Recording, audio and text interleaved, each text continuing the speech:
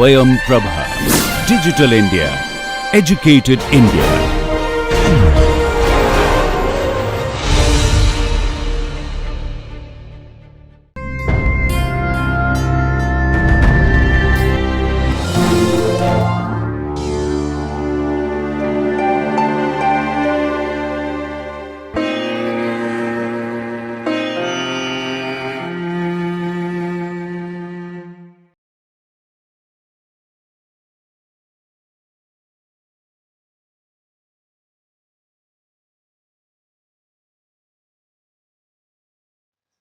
Welcome dear students. I'm back again, myself Dr. Ajay Similti from HNB Garhwal University, Central University, Srinagar, Garhwal, Uttarakhand. So in the series of our lecture on node degree system, today we are going to discuss the phytosomes and pharmacosomes. Apart from the synthetic drugs, it has been felt that the phytoconstituents can also be delivered in the form of NDDS. So it's an attempt. Phytosomes is an attempt in this context, apart from the synthetic drug delivery systems. So let's open up our discussion on the phytosomes and pharmacosomes. After completing this lecture, you will be able to define phytosomes or pharmacosomes, enumerate the advantage and limitations, distinguish it from liposomes, and enlist the preparation methods of phytosomes or pharmacosomes. We'll be covering this lecture in the following heads like definition of phytosomes and pharmacosome, advantages and limitations, their difference from liposomes, and methods of preparation. Now, novel delivery systems has been a major thrust area in the post-GATT era. And the Indian challenge lies in exploring the knowledge of Ayurveda and the medicinal plants. The herbal drugs still enjoy a major share in clinical practices. Bioactive components, phytoconstituents, when they are needed for oral delivery, they need the aqueous solubility for dissolving into the gastric fluid. They need the lipid solubility also for permission across the biological membrane and reaching the blood circulation.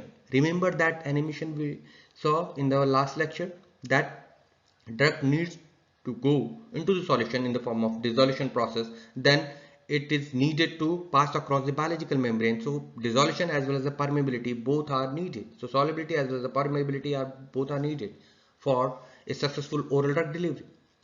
Poor absorption and low bioavailability due to multiple ring molecular structure and lack of adequate lipophilicity or hydrophilicity may be solved by various means like developing the more soluble prodrug, preparing the more soluble complexes with complex agents like metals, cyclodextrin, phospholipids, lecithins, etc.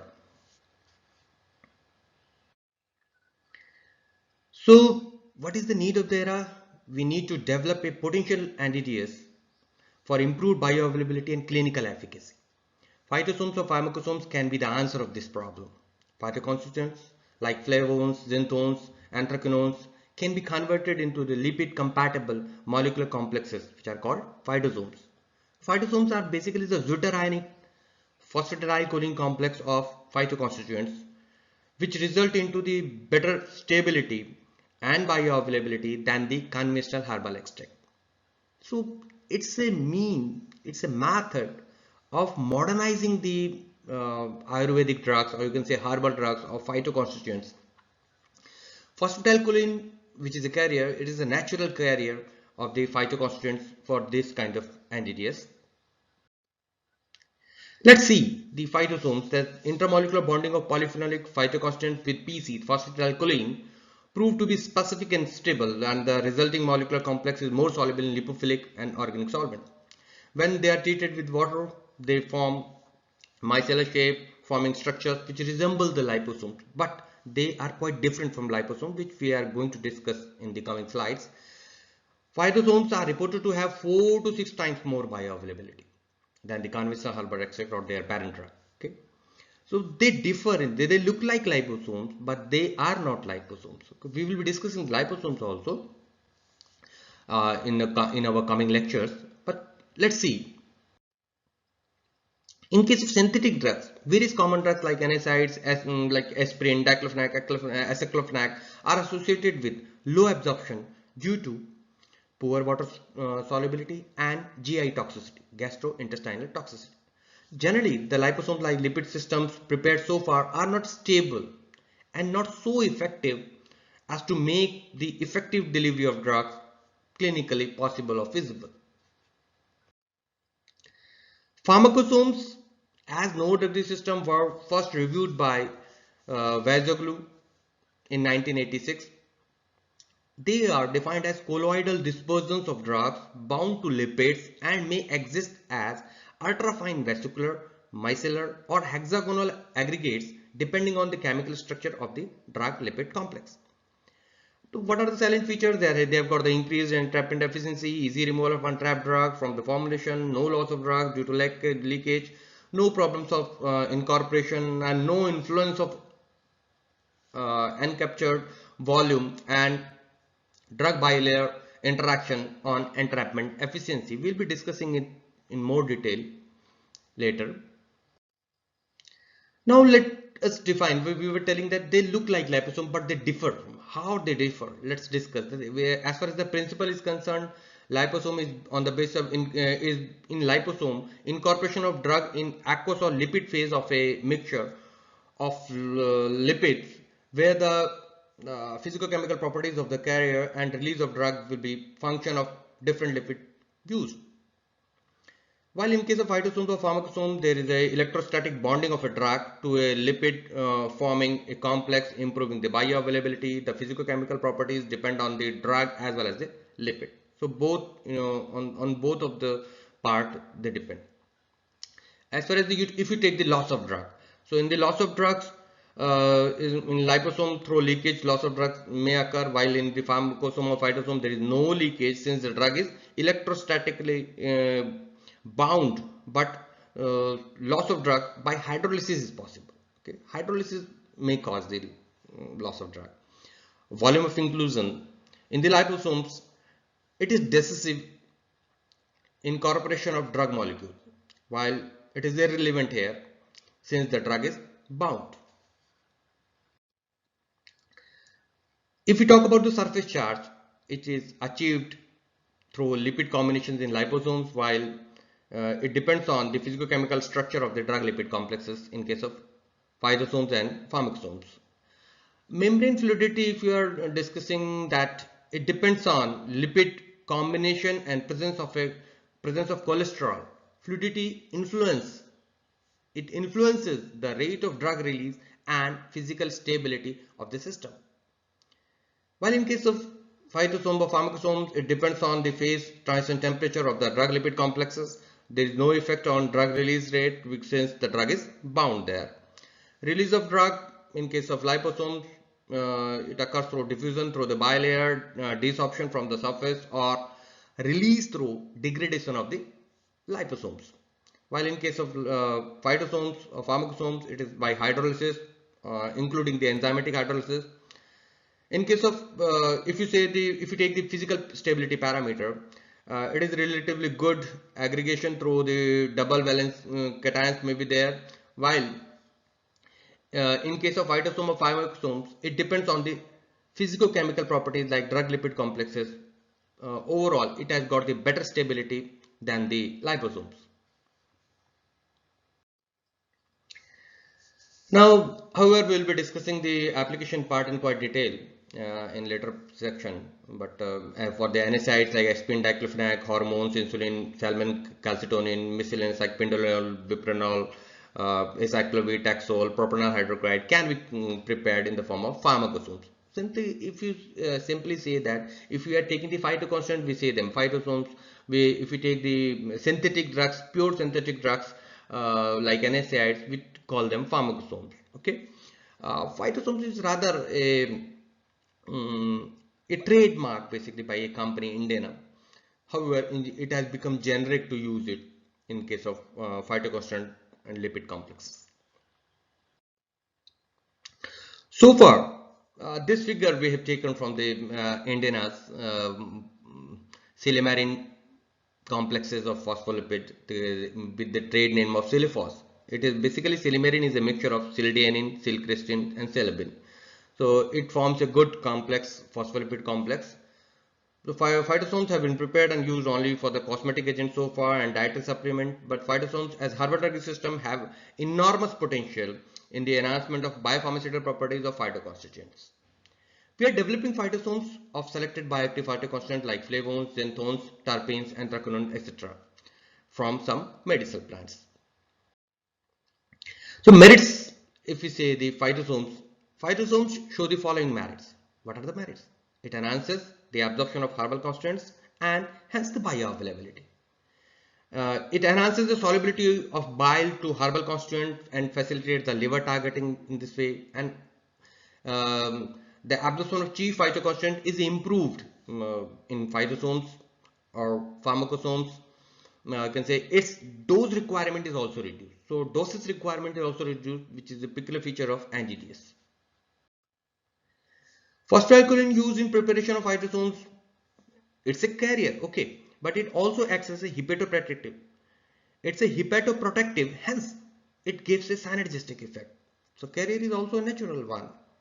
So you can say it's a completely natural NDDS. Unlike liposomes, bonds are formed between the phosphatidylcholine molecule and phytoconstituent in phytosomes. So the phytosomes show a better stability profile over the liposomes. Now, what are the limitations of these PL, phospholipid complexes, phytosomes or pharmacosomes? The use of lipid complexes for improving the solubility may be limited due to the incompatibility with the phospholipids. Drug PL incompatibility may be there. The presence of PL may sometimes, that phospholipid may sometimes make the system more hygroscopic. Problem happens practically if you take, it is very hygroscopic. If the higher purity grades you will take of phospholipids are used, it will show hygroscopy. Secondly, all drugs cannot form the complexes with the phospholipids. Requisite criteria is the presence of free hydroxyl group for interaction with the phospholipid. This is utmost required criteria for drug, and any drug can't be complex with phospholipid. You will have to identify the drug which is having a free hydroxyl group for interaction, for availability. It is available for interaction with the phospholipid. So then and only then the structure will be stabilized in the form of a complex. Now let us have a bird's overview on the commercial phytosome preparation. They are the Silibin phytosome. They are the trademark of Indena, as I have told you. Ginkgo phytosome, Panax ginseng phytosome, green tea phytosome, super milk thistles extract, grapeseed phytosomes, hawthorn phytosomes. They are made from Silibin, Ginkgo biloba, flavone glycosides, ginsenosides, epigallocatechin, thiogallate, and Silibin procyanidolic oligomers, PCOs they are called, and flavones, and they are indicated in various things, especially where they food products, supplements, and hepatoprotective, and in some cases in cardiovascular diseases for hypertension, let's say in case of hawthorn phytosomes. Let's discuss the properties of phytoconstituents which can be complex. As we discussed a little bit earlier, that any drug possessing an active hydrogen atom, like in free carboxylic acid group, free hydroxyl group, free amino group, it can be esterified to the lipids with or without spacer chain. Drug with very low water solubility or very low lipid solubility are the ideal candidate, provided they are having the free hydroxyl group available for interaction with the phospholipid. Okay, both of the things are required. Okay, now let's focus on the chemistry of phospholipids. Phospholipids are small lipid molecules in which the glycerol is bonded only to 2 fatty acids instead of 3 as in triglyceride, with the remaining site occupied by a phosphate group. As you can see in this diagram, phosphatidylcholine is a polar lipid. It is present in commercial lecithin in concentration of 20 to 90%. So depending on your feasibility, in general, as it is my experience that the lipid 80% is far more suitable for laboratory purposes when you are developing the phytosomes, because the lower grades will have their own problem. They will, the handling problem will be there, they will be greasy there, while if you go for the higher purity grade, they will be more hygroscopic. You can't handle them properly, and even in the characterization is very typical, because impurity pose several problems in various spectroscopic techniques. Okay. Now, as we have discussed that phosphatidylcholine is a natural carrier. It has got various therapeutic activities also, like it is effective hepatoprotective agent. It lowers the serum cholesterol levels. It protects against the liver cancer, and supplements of phosphatidylcholine may help in the treatment of Alzheimer's disease. So the polymer is completely natural, and even it is useful. Okay, and it is used as a dietary supplement, so it's a complete natural novoactive system, and this is the beauty of this anti-age. Let's have a gross approach of synthesis, how we can prepare or synthesize the liposomes, or sorry, phytosomes. Any drug which is possessing a free hydroxyl group or free acid group, COH group. So when the drug containing the COH group or free hydroxyl group binds with the lipids OH groups, it forms the complex. If COH group is not present, but another active hydrogen atom is there, like hydroxyl group, free hydroxyl group, amino group, esterification is done by means of a spacer chain, spacer group, spacer arm technique. So what will you do? That you will use a spacer chain, and like spacer arm of succinic acid, you will add, and then the hydrophilic part and lipophilic part will be combined with the help of spacer arm chain, and they will form a stable amphiphilic product in the form of drug lipid complex. You can call it phytosome or pharmacosome depending on the drug used. Okay. Solvent evaporation, supercritical fluid, and anhydrous co-solvent difflation methods. These are the three major methods of preparation. Solvent removal, supercritical fluid, in which this main method is SAS, supercritical anti-solvent precipitation. It has got the two sub techniques: gas anti-solvent method and solution enhanced dispersion by supercritical fluid. So these are the major techniques. We will discuss them one by one in our coming section. Now let's take the most widely used technique, that is solvent evaporation techniques. As far as myself is concerned, I have been using this technique, as well as the phytosome development I have been engaged in for last 12 years. So I have used particularly because it is very simple technique you can employ in your laboratories. What you are going to do in this method: phospholipids and the drug are taken into some molar ratio 1:1 or 1:2. They are dissolved in a common organic solvent like dichloromethane, tetrahydrofuran, methanol, etc. When you have dissolved them in a common solvent, what is the next step? The solvent is evaporated off under reduced pressure under vacuum. The drug is present. The drug, if for example for synthetic drugs which are in salt form, they have to be converted into the acid or base form for adding to the common solvent. Okay, so you will have to acidify those drugs so that they may have the free hydroxyl group available for interaction. Then the complex is obtained as the dried residues which are collected and placed in vacuum desiccators. So you can have these complexes, and depending on your requirement, you may lyophilize them if it is feasible and if it is available with you.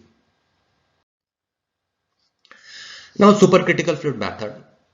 To enhance the dissolution of pharmacosomes and to simplify the experimental procedures for preparing the complexes, supercritical anti-solvent precipitation is one of the SCF technique, supercritical fluid technique. It is becoming promising technique, to produce micronic and submicronic particles with controlled size and size distribution. The process is characterized by the very mild conditions of temperature, and smaller particles can be obtained depending on the drug and process condition when compared to the common industrial combination techniques like jet milling, liquid anti-solvent precipitation, and crystallization. Particle size is particularly related to the dissolution of drugs and thus significantly affect their bioavailability. That's why it is very important. So the SCS process may increase the dissolution of pharmacosome. We are aiming for improving the biopharmaceutical characterization, biopharmaceutical properties like solubility, dissolution, okay, with the help of these entities.